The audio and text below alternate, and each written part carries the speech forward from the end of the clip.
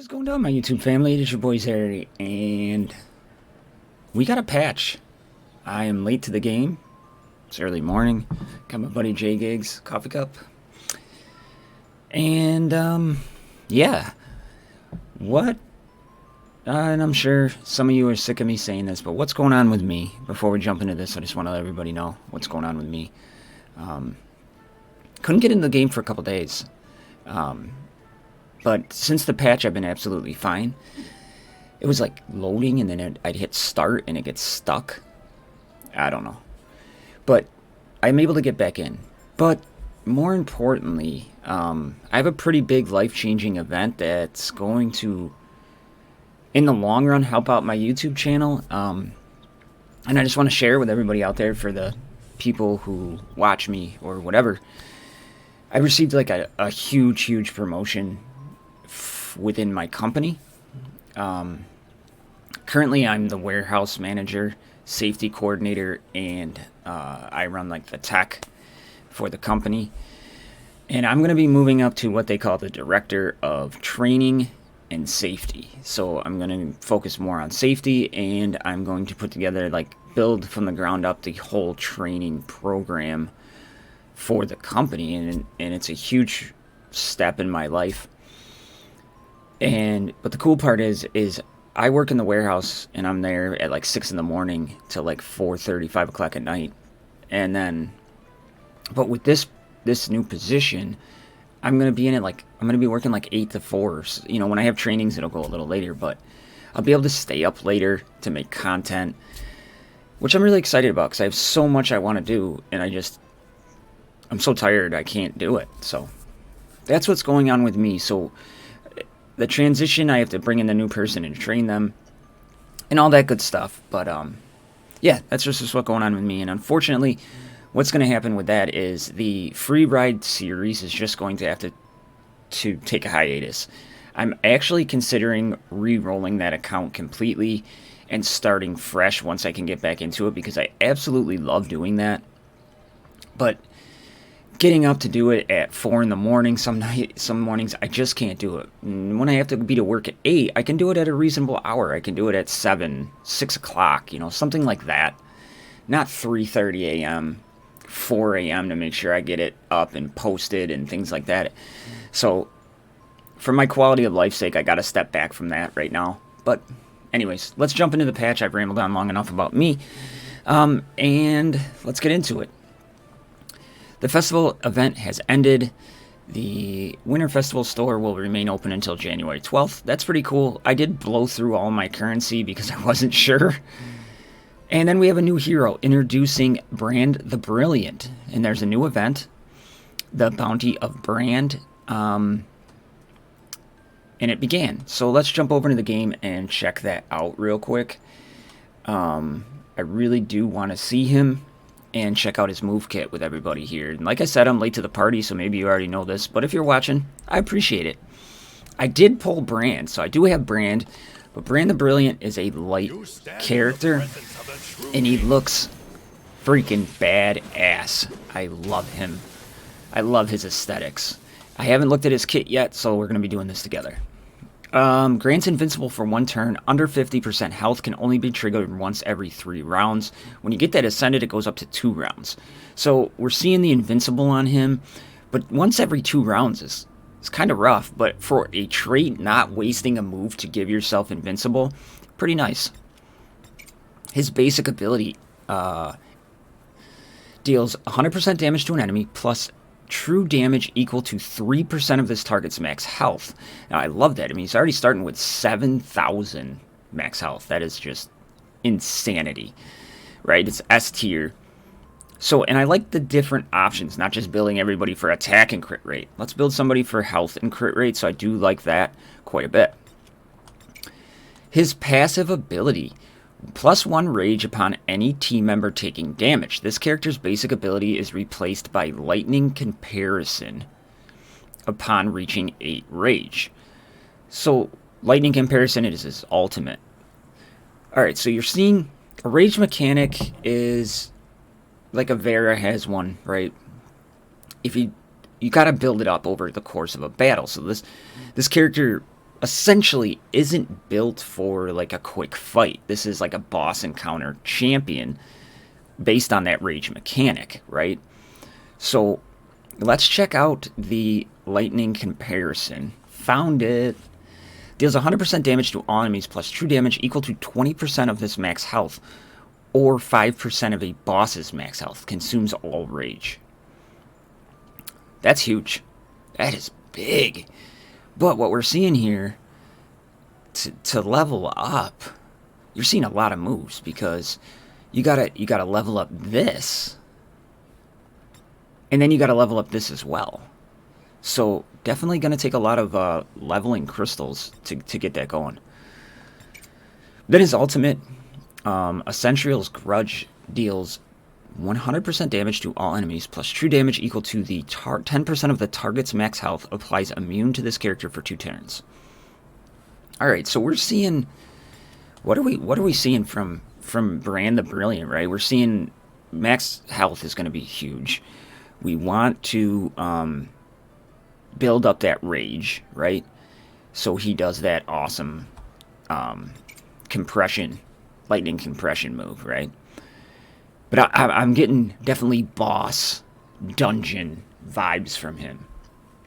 I don't think, like arena. I'm not seeing that because you got to build up that rage, right? So to even get lightning compression, he's got to make it eight rounds essentially. Well, not 8 rounds because he's getting rage. He's got to reach 8 rage though. Rage upon any team member taking damage. So I guess, I don't know. We'd have to get in there and play him out, but I'm not seeing the PvP vibe for him. I'm seeing the dungeon boss encounter kind of thing for him. But he is a light hero. Super cool. Let's get back over to the patch notes. We optimize the account reset function. If a player is the guild president, they now need to transfer the position. Okay. Arena matching. Reduce the strength of opponents in bronze and silver tiers. Very, very cool. Because I did notice that on my free-to-play account. Like I would get stuck. I'd have one match I could win. And it was just kind of boring and annoying.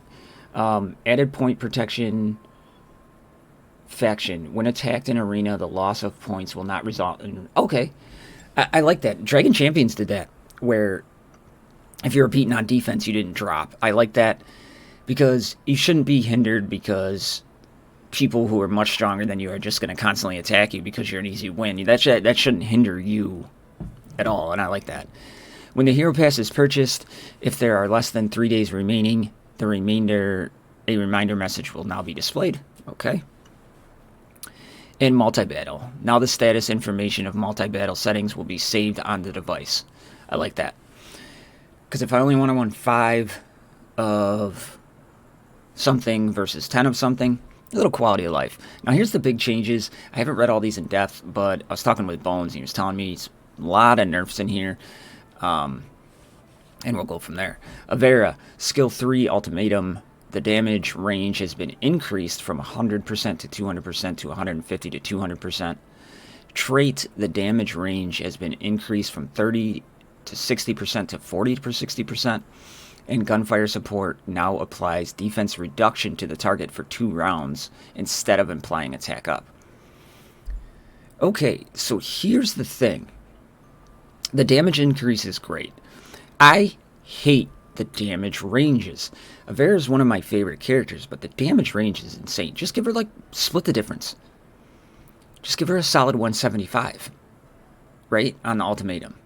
And then on the trait, give her 45 or 50%. Just meet in the middle and just have it be constant. But that's a buff damage-wise. But the Ascension effect, instead of applying attack up, really hinders her. Now you have to have an attack up champion with her because she needs the attack up to trigger the bonus effects. If she's not giving herself attack up anymore, that's a big, big nerf. She needs that to trigger her other effects, right?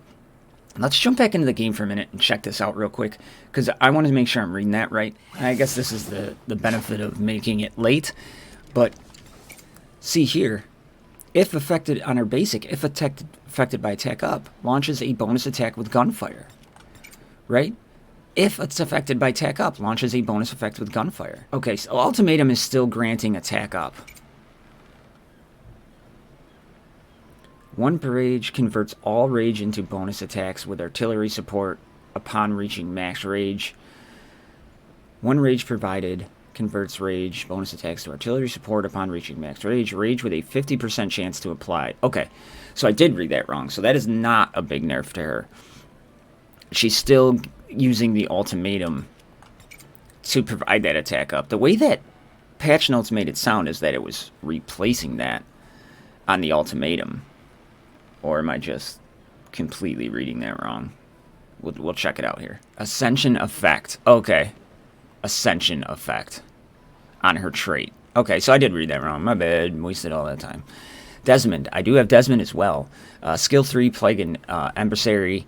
The probability of infection has been increased from 60% to 100%, and the health loss per round while in Plague Bearer state has been reduced from 10, 20, then 30 to 5, 10, then 15. Okay, good change there.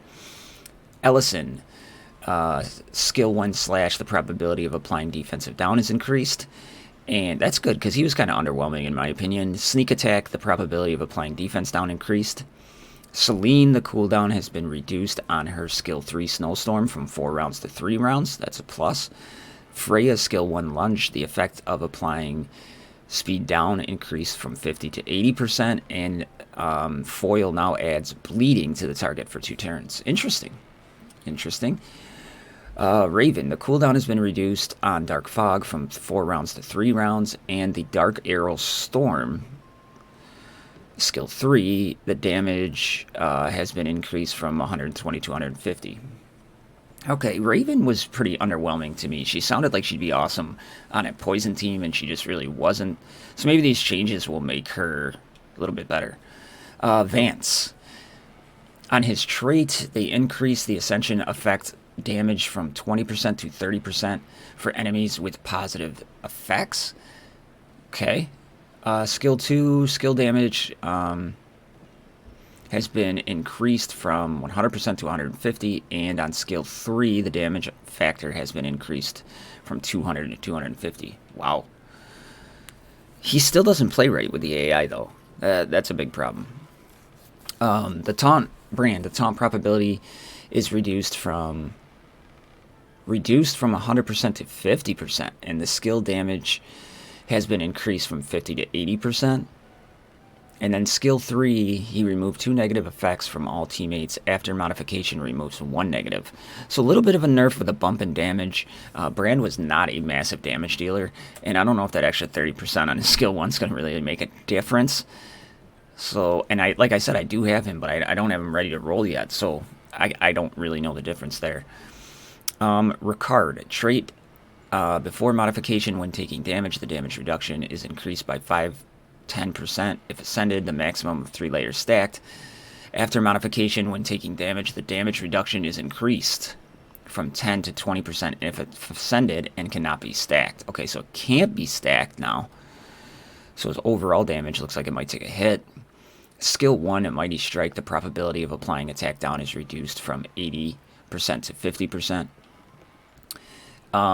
Skill Do, before modification, removes all negative status effects and restores 30% of maximum health.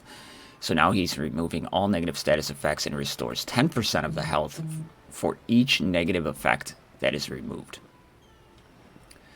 Okay, nerf there, but honestly, I think that was needed on Ricard. He was just devastating on bosses, and I mean, he was outdoing legendaries in a heartbeat. That shouldn't be the case. You get a legendary, you should be happy to get a legendary that could replace an epic, you know what I mean? So I'm okay with those, but I also don't have him. He's one of the characters I do not have. So Harkin, skill 3, the effect of increasing the max health up value is reduced from maximum of 5 stacks to a maximum of 3. Okay, I mean, overall, it's going to take you down a little bit, but you're still getting 3 stacks. I'll take it. Natalia. Natalia, is that Natalia?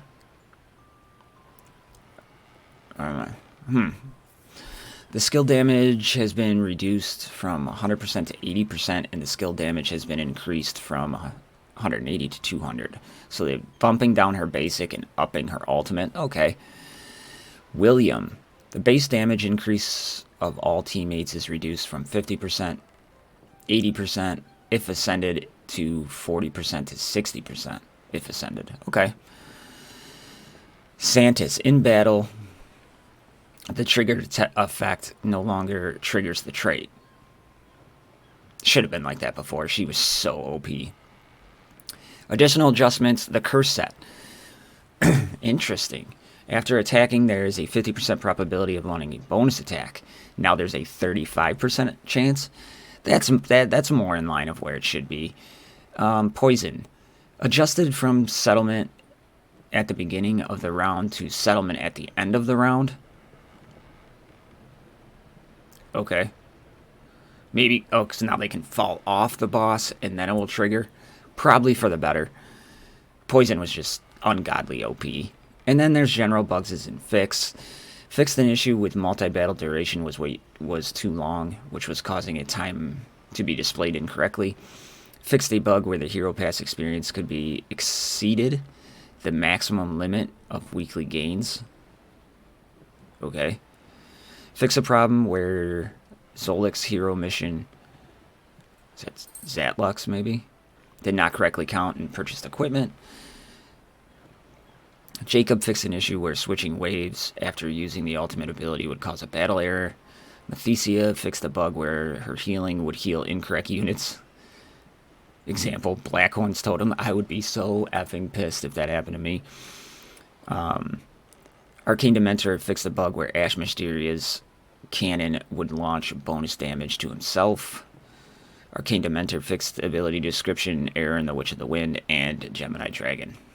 Alright, so we got the nerfs. The nerfs hit. But you know what? I honestly have zero problem with it. Poison was just ungodly OP. You should not be able to take one team into every single dungeon and beat it on the highest level. That's not how the game is designed. To have proper game balance in a game, to make it fun and entertaining, you want that balance. You don't want one team. I mean, that's boring as hell. Yeah, it means you get great gear, right? But that's not why the dungeons were created. If there was a dungeon that was created to have one team beat it all, you could get any gear from just one dungeon. There's got to be proper game balance, and there's always going to be tweaks, and it sucks for the people who sunk a lot of material into poisons. But poisons are still going to have their place in the game. It's a game balance. I agree with all of this. You know, I mean, like Ricard, like I was saying, you shouldn't have an epic just completely destroy damage of a legendary. And he still might. You never know. And that's part of the fun of the game, too, is finding different units that can do different things. But, I mean, you have Ricard completely pimped out, and you pull a damage-dealing legendary, and it's not even coming close. That's a problem. That's a problem within the game, because then what the hell's the point of pulling for legendaries, right? So, as the game goes on, you kind of got to see it, but I know people get pissed because they put a lot of time and resources, even money probably, into building up poison teams or Ricard or whatever. But if we don't have proper balance in the game's going to fail and it's going to die. Because then the next thing we're going to bitch about is, you know, oh, I'm getting slaughtered by this team. Well, that's because there's not proper balance. So that's where I'm at. So I just wanted to quickly go over this, and I am late to the party. So if you watch this, thank you so much. So I'll see you on the next one. I love you. I am out.